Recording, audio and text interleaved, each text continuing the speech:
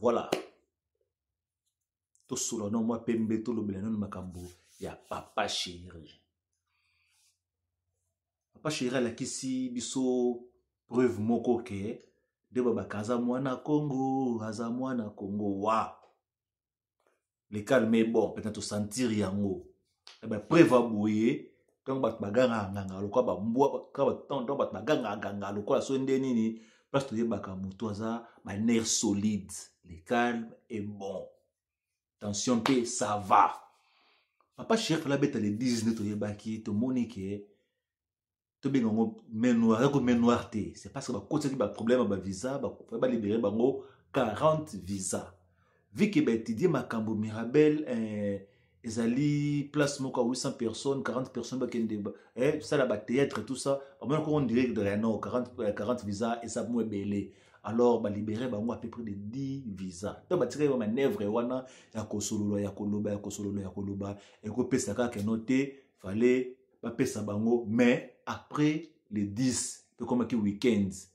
Alors et kozala inutile bozo ba visa pour conserver les 10 et comment les 12 bokele les 12 bokosani. Surtout landeli bien combien de personnes au besoin orchestre papa chéri au bazana bazana mikanda ya poto ba résident na poto to bo to tanga ba kombo ba to belé ba tutu kaluji bazana ba soki 6 soki 8 oyoyo baza déjà ba résident na ba visa na bango na kati ya mikili bandeko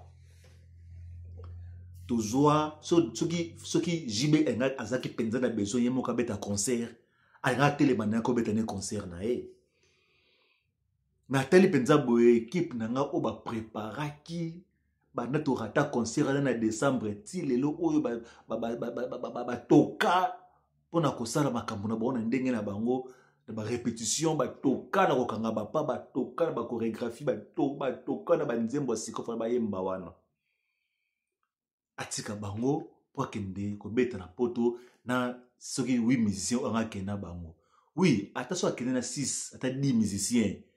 Combien de personnes au balongwe pas jibe pena bazana ba terme bien lelo oyo ba chakole nda bazawana ba emele les de mingongo bazawana e belé banga bakota na mikili na jibe mpiana banga batia pe po abeti ne concert na Mirabel wana mais tellement qu'afandi atali abike non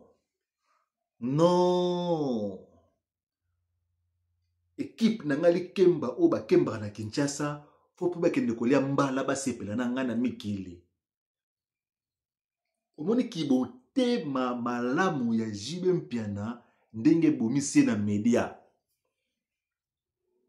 Motema malamu ya papa chéri et bomisi na media pour la nini a couvrir bana na ye lokwa ka soso na kati ya na manasama papune na bana na ye.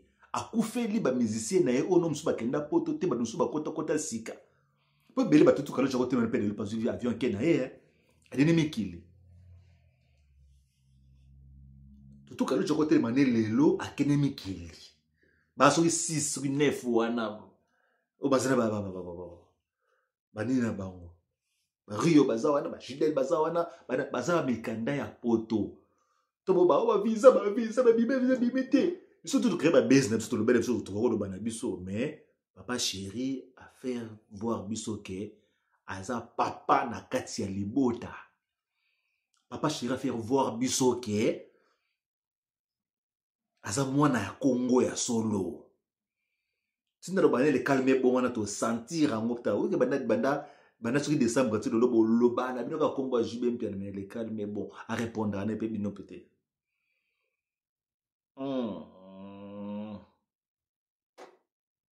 JB. Est-ce que vous comprendre siko yo pourquoi orchestre JB est stable koleka ba orchestre belé na kati ya Kinshasa?